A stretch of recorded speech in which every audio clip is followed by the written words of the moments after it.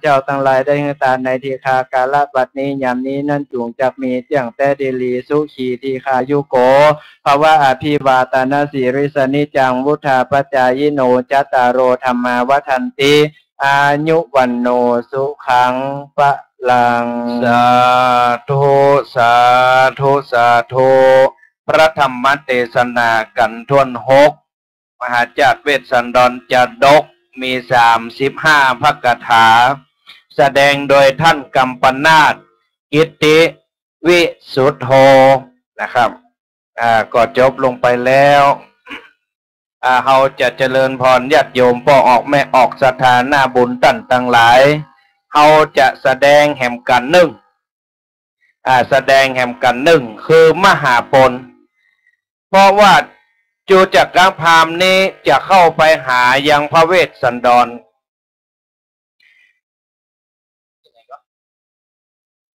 ที่เขาวงกฏกิเลเตียนดอยแห่งนี้จะต้องผ่านป่าน้อยป่าใหญ่เขามุจลินดินดีถ้าว่ากันท่วน8ถ้ากันท่วน8นี่ก็เหมยหมอกกุมฝนตกก่อปะตังใดก็เป็นเหมยหมอกคุ้มหนาวเย็นจื่นเย็นสวงบนว่ากันท่วน8กันกุมารบันมี101พระคาถา101พระคาถาจะเริ่มเทศนา6 โมงครึ่งหรือว่า1 ทุ่มเป็นต้นไปแสดงโดยลูกศิษย์ท่านพระครูอมรธรรมประยุทธ์หลวงพ่อเจ้าอดีตหลวงพ่อเจ้าคณะอำเภอแม่ริมวันนี้จะได้เป็นองค์เทศนาธรรมกุมารบัน101พระคาถาบัดนี้ได้เวลาแล้วท่านพระอนุพรโสภณจิตโตวัดป่าเดืออำเภอสารปีจังหวัดเชียงใหม่จะได้เป็นองค์เทศนาธรรมมหาปน80พระคาถาท่านเจ้าภาพคุณทองสุขธาตุอินจันทร์พร้อมครอบครัวคุณทองสุขธาตุอินจันทร์พร้อมครอบครัวขอเชิญเจริญพรท่านเข้าสู่คงจตาจะได้เทศนาธรรมปีเกิดปีมะเมียหรือปีสังงะปีม้าขอเชิญเจริญพรเนอะ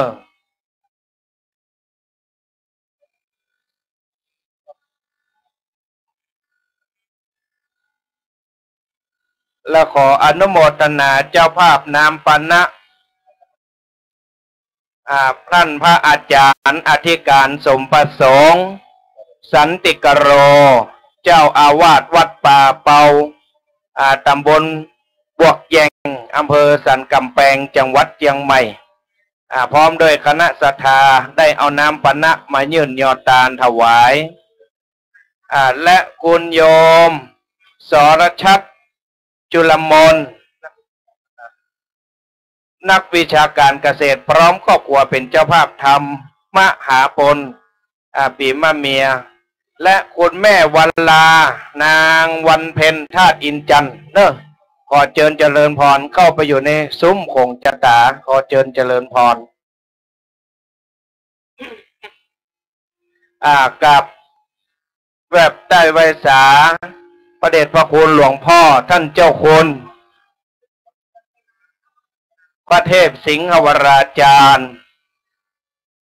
รองเจ้าคณะจังหวัดเชียงใหม่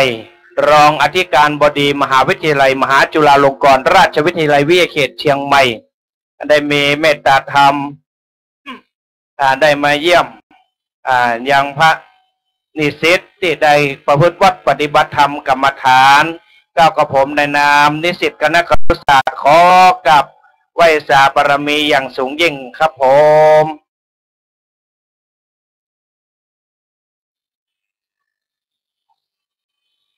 บัดนี้ได้เวลาอันดีงาม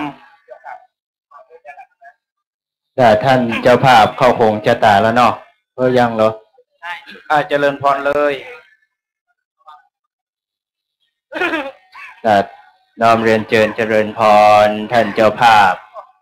เข้าสู่พิธีคงจะตาตอนนี้ทำกันมหาปน ป่าผลลูกไม้หาเก็บกินได้มากมีตนเพ่งยานะจุตราศีถูกพรามกาลีหอกถามตังหั่นจุมคนมากมายตังหลายดังอันยามเกิดตัวตันเปิ่งมาจะตาราศีตกปีสังงาเฮือแป้งเครื่องท่าปูจาเป็กแสงระยับประดับเคหาสินสิ่งไรนาจ้างมาไปอ้างสมเจตนาศรัทธาที่สร้างบบบกเบาบางนั้นเล่าบัดนี้พระเจ้าประสงค์องค์เทศพร้อมศรัทธาเจ้าภาพพร้อมแต่ไตไวสาท่านพระมหาชนรนัตนพัฒน์อิทธิเตโชปรริยนธรรม7ประโยคได้กราบอังคาดอาราธนาธรรมเป็นลำดับลำดาสืบต่อไปณโอกาสนี้ครับโสลยาเนนาลอยอันวันสนเต็นจะพระอาทิตย์เตียวจรอาสาดอนอันเตียงบองยังไงตั้งได้ลำดำบันเตละเทิงสินใสปวดเศร้าโยกกลางดงไปเต้าแก่ตันก็บ่แวตั้งความปั่นน้ำเมื่อจุดจะกำพรามไปหลอดเจ้าก็บอกแจงจอดตั้งป่าไม้ด่านดงเรตั้งโบกกะลันเนเถื่อนทองปอมตั้งโมดนกตองสกุลนายามนาว่าผู้พามตะราด้านจงได้นอนนาทีนี้กดเนอคำมาก็คำมันนิดแล้วเสือโค้งเสือแผ่วยักออกมาลาเตียวโจงกาถามหาโพนมี80กาถาเป็นขนาดผู้ขันน้อยขออาราธนาตันเจ้าจงได้ใส่กับเก้าและกับไปบ่ใจผู้กันน้อยนี่แต่กันดาบและครับจามาล้อนิมนต์ตันเจ้าได้ใส่ละบำดำกับบัง2 3 4 5 6 7 8 9บางล้อนว่านตันเจ้าอิดไหนก็จอดยั้งแล้วหลวดตังนะโมไปธรรมังธรรมมุตตะมังอาราธนาตนดังตานอนุพรโสปนานจิตโตแห่งอลามัติปติป่าเดืออำเภอสารพิษจังหวัดเชียงใหม่เป็นองค์เทศนาไปอานุกรรมปิมังปัจจังอลาตนังกาโลมาสองนันโต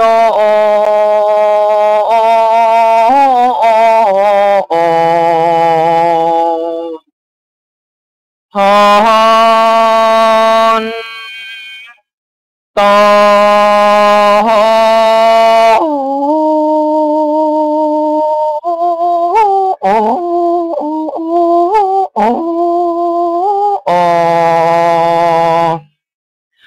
ฟั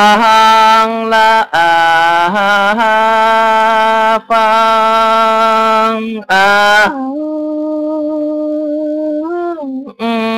ละท่านจะเอาส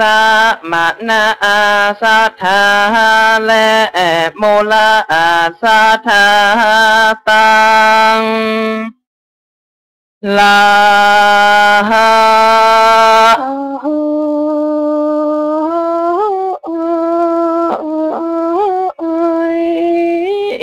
ตังเด็กหญิงใจถ้าลำแล้วแถวเท้า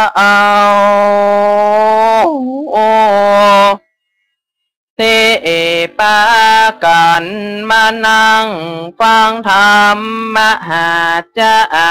ดเนล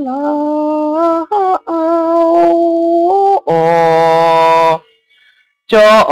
โคค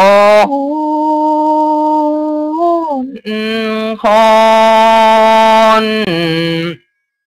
ขอศรัทธาพ่อแม่เปียโนจงได้กุศ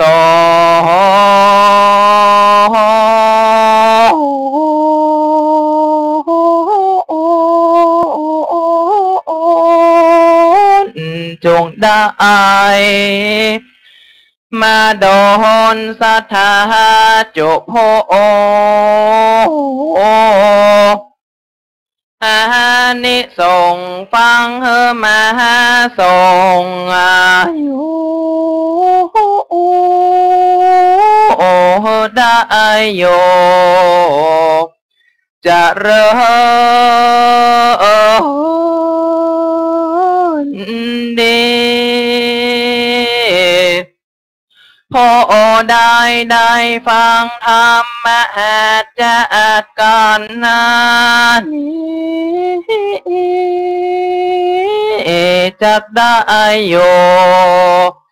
โสเค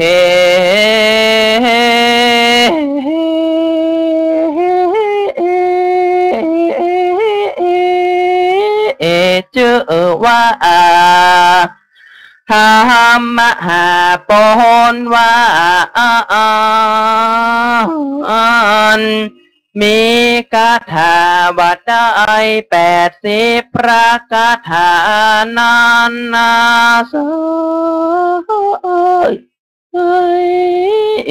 ขอศรัทธากุคนจงตั้งใจเล่าได้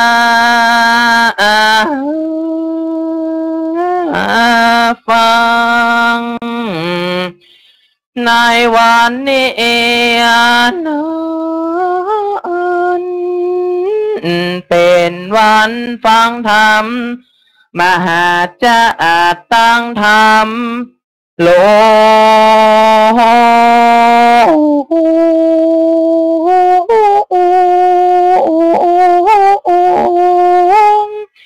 ติ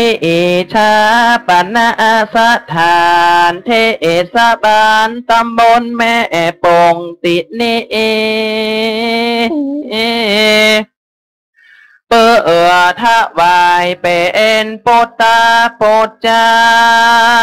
นิบนกินบนตานี้จงได้มาปกปักและนอรักษา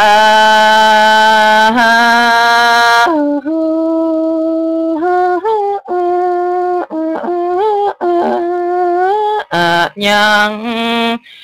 ท่านจะเอาสมณศรัทธาและมูล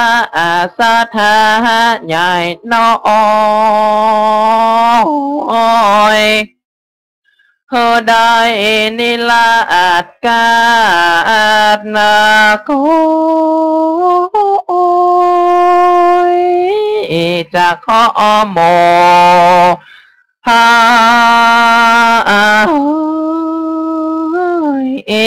มั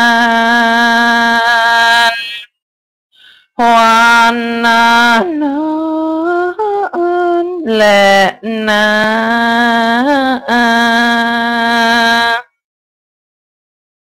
นะโมตัสสะภะคะวันโตอะระหะ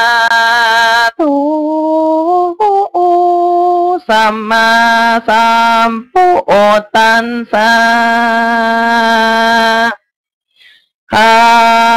ฉันต โสภาลาทาวาโสอันทาสาโอโจตังอิสิเทสวานัตตังคาลาทาวาโชสัมโมอิสินาสหะลำดับธรรมเตสนาส่วนว่าโชจากาพรามก็ไต่ตามหนต่างอันพรามจะเตโบสหากบอกก็ไล่อดอาสลมโบสแห่งเจ้าหาโจรตาราสีมันยินดีใจใจกลมกราบไว้กล่าวว่าข้าแด่พระราศีแก่นทอยเจ้ามาอยู่ป่าไม้ดงนาเจ้ายังหาเปียเทบ่ได้บ่เจ็บใครสันใดจะเลิศดูลาตันพรามอันว่าสภาวะอันหาเปียเทบ่ได้ก็ยังมีแก่เราบ่ขาดทานญาเทละบ่มาลาเวเฮายังมีชีวิตอยู่ได้หัวไม้ลูกไม้ยังหาได้ปอฉันและนาเหลือบยุงก็บ่มาต้อมไตงูน้อยใหญ่บ่มาเปลี่ยนสัตว์ลายอาเกียนเต็มป่าบ่มาละหิงสาและนาโดลาตันพามอันนี้มากับตองกินฟาดมากหาสมโศกใส่มากสร้างและมากเมาเจินพรามเท่าเลือกเอาแดดเตอเมื่อนั้นพรามยินดีจมชื่นยอมือยื่นไวราศีว่าข้าแด่เจ้ากูเครื่องปูจาแขกแก้วข้าก็รับเอาแล้วจำเลินใจเต้าว่าข้ามาไกลนักโสดประโยชน์ข้ายังมีคือข้าใครหันนาพาลาสิเวสันตาลาลาดอันว่าอาวาดงพายท่านโหต่างไปขอบอกเธอโหข่าวต่างไปแด่เตอตีนันตาปาสาลาสีจริงกล่าวว่าโดลาพามดังเล่าลำเปิงเกิดลอดตันลอยไข่ดังนางแก้วยอดมะเฮสีโพกาตามวัดดีผ่านแผ่วแกนอแก้วเวสันดอนตันจากไปวอนขอข้าคอยเอาลูกน้อยตันยิ่งใจเกินจารีและกันหาจากเอาเมื่อเป็นข้าใจต่อหน้าตีนมือจันและเหมือนนั้นพรามปูเทาจากลายเจ้าลาสีจริงกล่าวคำดีว่าข้าแด่พระราศีตนวิเศษข้าบ่ได้เกียรติเครื่องใจข้าเดินไปตกเมื่อบ่อเต่าเพื่อจักขอข้าพอใจข้าคอยใครหันหน้าพระยอดซอยลาจาเหตุว่ากิญาอันใดหันและได้อยู่กับท่านผู้มีบุญย่อมเป็นกลแขวนมาคาน้อยหากประสงค์และนาส่วนเจ้าลาสีใจยินพรามกล่าวแก่ก็ไว้ใจว่ามีแต่บ่สงสัย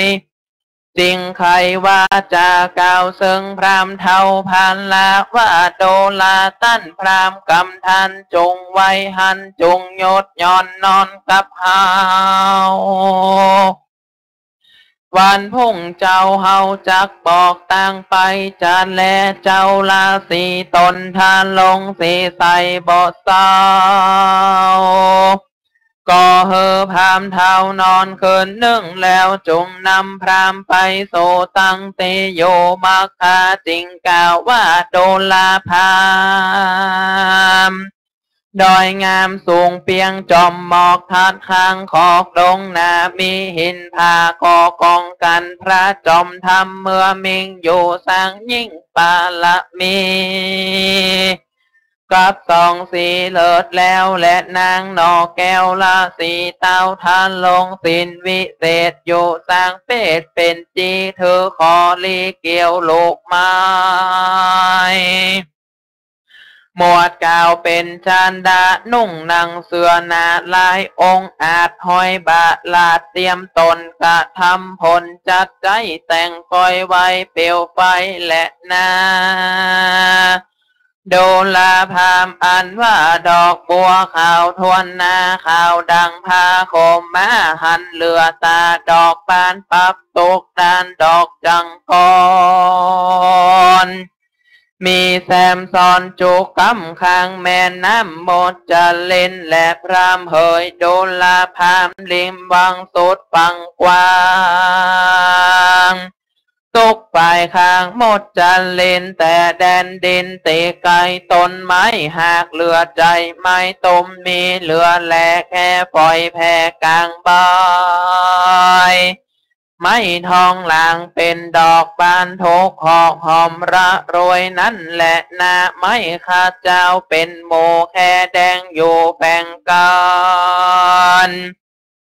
ในดงตันตกขอดไม้คัดหมอกเหลือลายไม้ตั้งลายคือไม้มาคำตาไก่และไม้แก้วเลือนลอดแล้วยมหิน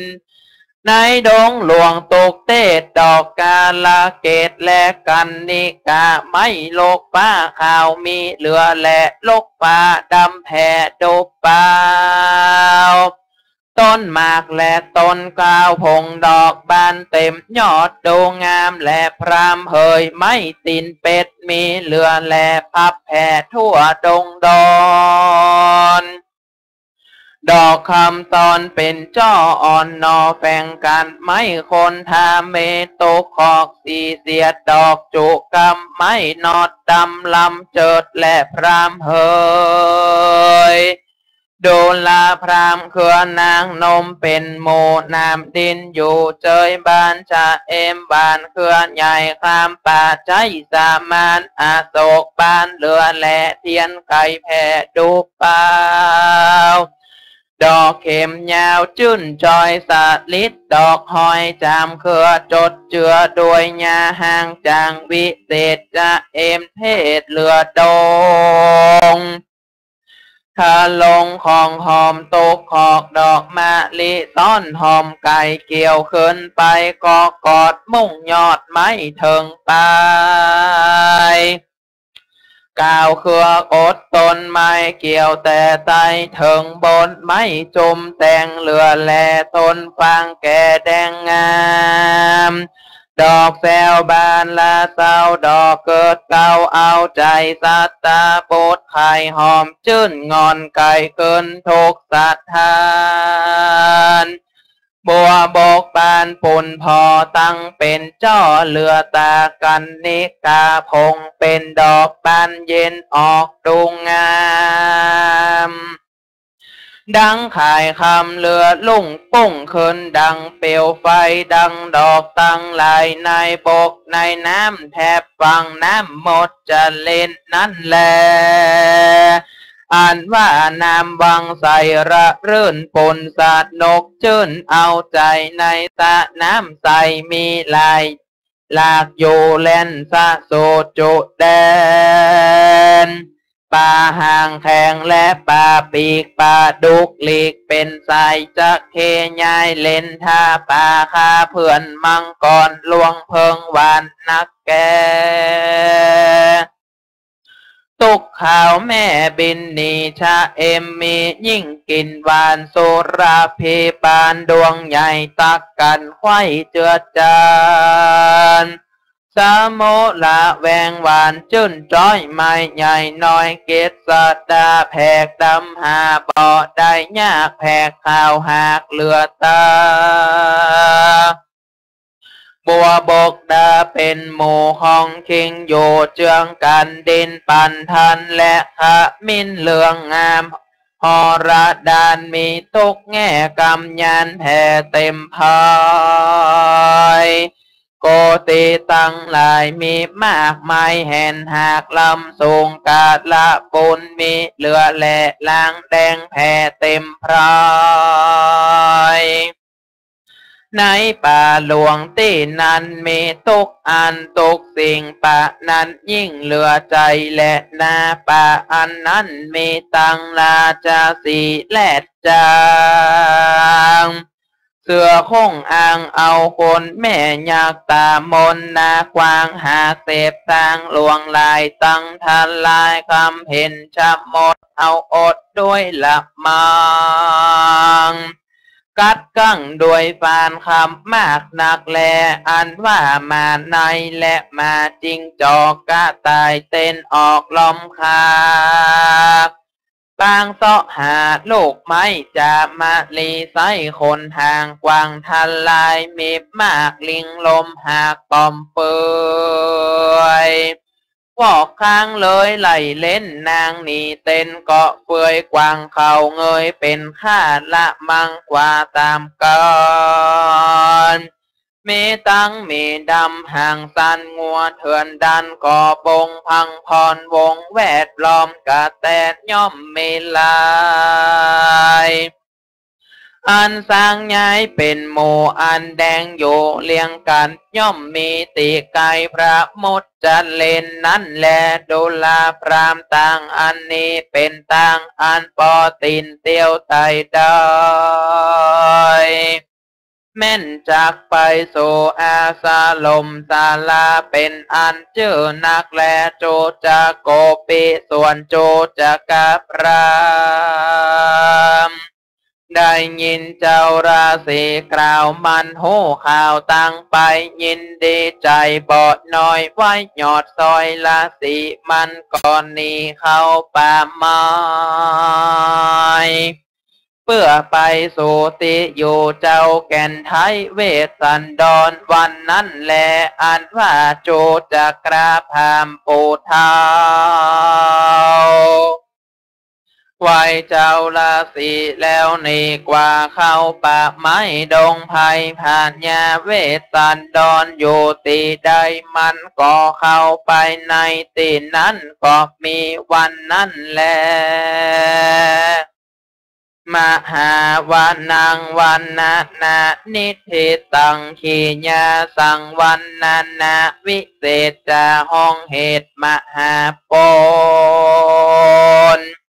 ท่านประดับประดาไปโดยคาถาว่าได้80คาถาก็บังกรมสมพระเอตเดสาธุสาธุสาธุท่านอนุพรเสียงดียิ่งล้ำเหมือนดังเสียงอันอินตาเหมือนกับเทพติดปี6ปักษาส่งตัวท่านมาจุติเกิดเจ้าแก้วเสียงก็ใสเนื้อหนังบ่เศร้าพอแล้วงดงามยิ่งล้ำทำน้องทำก็ม่วนยิ่งล้ำเดินตามแบบเบ้าล้านนาหักษาสืบไปเป็นสมบัติศาสนาติดตามไปนาจาตินี้จาติหน้าธรรมที่บรรดาคณะสัทธาได้ฟังเสร็จสับเป็นที่เรียบร้อยนั้นแสดงธรรมโดยพระอนุพรโสภณจิตโตสำนักวัดป่าเดือสระปีเชียงใหม่ได้เทศนาธรรมเพื่อพี่น้องศรัทธานาการมหาปนป่าใหญ่เป็นที่เรียบร้อยสำหรับศรัทธาท่านใดที่อยากจะร่วมอนุโมทนาบุญโดยพร้อมเพียงกันก็น้อมเรียนเชิญมหาปนปีงูใหญ่ก่อนปีม้าเนาะปีม้าดังนั้นก็ต้องขอขอบคุณอนุโมทนาบุญด้วยเตจาภละส่วนบุญส่วนกุศลที่หมู่เฮาและท่านทั้งหลายได้ปาการนิห้ำตำสร้างไปเกิดปีม้าเนอะศรัทธาญาติโยมจะให้จะหอมหลังจากนี้ก็น้อมเรียนเชิญเจริญพรศรัทธาญาติโยมไปอาบน้ำแต่งตัววีหัวทาแป้ง แต่งตัวงามๆเนอะศรัทธาญาติโยมใส่ลิปแดงๆโป๊ะหน้าเอาแป้งขาวใส่หน้างามๆนะศรัทธาญาติโยมจะได้มาร่วมกันฟังเทศน์ฟังธรรมตอนนี้ศรัทธาสาธุชนทุกคนทุกท่านพระเจ้าประสงค์พร้อมอาตมาภาพจะได้น้อมเรียนเจริญพรศรัทธาท่านเจ้าภาพก็คือนายทองสุขธาตุอินจันทร์ท่านนายกเฮาพร้อมด้วยครอบครัวนะครับได้ประเคนจตุปัจจัยดอกไม้ธูปเทียนแด่พระคุณเจ้าน้อมเรียนเจริญพรศรัทธาสาธุชนพุทธบริษัททุกคนทุกท่านกันนี้ท่านนายกเป็นเจ้าภาพเนอสาธุศรัทธาญาติโยมเชิญทุกคนทุกท่านเชิญท่านนายกนั่งที่รับรองเดิมไหวสานิมนต์ท่านพระนุพรพงษ์บุญแดงได้ปั่นปอนเฮอศรัทธา10 สาวเจ้าบ้านณโอกาสบัดนี้ไหวสานิมนต์ครับพุทโธมังกาลสัมพุทโธสัมพุทโธทีปะทุมุตตะโลพุทธะมังกาลมาคัมมาสัพพะทุกขาปะมุญจเลธัมโมมังกาลสัมพุทโธคัมภีโรทุทาโสอนุธรรมะมังกาลมากัมมาสัพพะพญาปะมุญจเลสังโฆมังกาลสัมพุทโธวาลาทคินายโยอนุตตโลสังฆมังกาลมากัมมาสัพพะโรคาปะมุญจเลยะถาวาลิวหาปุลาปาลิโปเลนติสากลังเอวะเมวะอิโตทินังเปตานังอุปกัปปติอิชิตังปริตังตุมหังคิปะเมวะสมิชันตุสเพปุเรนตุสังกปาจันโทปนะลาโสยะถามณิโชติลาโสยะถาเอวังหนตุดีละอาจจะในวันนี้ก็หากมาเป็นวันดีสลีสุภะมังกาละอันประเสริฐล้ำเลิศยิ่งกว่าวันและยามทั้งหลายปัจนี้หมายมีศรัทธานายทองสุขธาตุอินจักนายกเทศบาลตำบลแม่ปงพร้อมกับนายสวัสดิ์นางจุลีจีนาอ้ายพร้อมกับป้อออกแม่ออกคณะศรัทธามหามูลศรัทธาผู้ฆ่าทั้งหลายก็ได้ปากันสนงคงควายตกแต่งแบบพร้อมน้อมนำมายังข้าวน้ำโภชนะอาหารพร้อมจตุปัจจัยไตรยวัตถุตานทั้งหลายเพื่อมาปะทะปนามาปูจาเอายังพระธรรมเทศนาชื่อว่ามหาปนผูกทวน7ว่าได้80 พระคาถาบัดนี้ผู้ฆ่าก็มีธรรมะเมตตาไหวหน้าหับเอาแล้วก็แล้วเสียยังเจโตแม่นว่าเจโตแห่งเจ้าเกาเงามูลศรัทธาผู้ฆ่ามีด้วยอย่างใดดังอันก็ดีสามีชันตุขออุปันอุดมสมกัมมะกัมพาธนาจุอย่างจุปการนั่นจุงจักมีแม่นว่ากุศลบุญญาราศีมนต์ปุงนี่นามีมากอย่างใดดังอันก็ดีจะอุทิศฝากไปหาพ่อเกิดแม่เกิดเจ้ากรรมในเวรเตวบุตรเทวดาตั้งหลายทู่ที่จุติตายไปสู่ปรโลกไปหน้าก็ขอไปอยู่เมืองฟ้าและเนรปานนั่นจุงจักมีแม่นว่ากุศลบุญญาราศีมนต์ปุงนี่นามีมากอย่างใดดังอันก็ดีก็ขอเป็นผลสะท้อนย้อนกรรมมาสัมพิภักปกปักรักษาอย่างตนตัวแห่งเก้าเงามูลศรัทธาผู้ฆ่าได้อยู่ดีมีโจกมีลาภแปะสัตตโลเพื่อเป็นที่ฮักและเอ็นดูของหมู่คนและเทวดาทั้งหลายอยู่ก็ขอให้มีใจเดินทางที่ไกลก็ขอให้มีโจกมีลาภแปะสัตตโลเพื่อเป็นที่ฮักและเอ็นดูของหมู่คนและเทวดาทั้งหลายกึศเงินขอได้เงินไหลของกึศทองขอได้ทองไหลค้อนมั่งมูลต้นเต้ากำจูบวรพระพุทธศาสนาตลอด5 ปานพระวสานั้นจงจักมีเตี้ยงแต่ดีหลีอายุวัฏโกธนวัฏโกสิริวัฏโกยสวัฏโกภาลวัฏโกวันนวัฏโกสุขวัฏโกหนตุสัพพทาทุกขโรคาพยาเวลาโสกาสันตุจุปัฏฐวาอเนกอันตรายปิวินาสันตุจเตชะสาใจญาสิทธิทานังลาภังโสติภาคยังสุขังพลังสิริอายุจวันโนจะโปคังพุทธิจยสวัสสัตวาจะอายุจะชีวสิทธิภวันตุเตภวะสปีติโยวิวัชันตุสัพพโรโกวินาสันตุมาเตภวะตนตารโยสุขีธิกายุโกภวะอภิวาตานาสิลิสนิจังวุธาปจายโนจัตตารโอธรรมาวัฏันติอายุวันโนสุขังพลังตานังธรรมเตสนังนิพพานังปะละมังสุ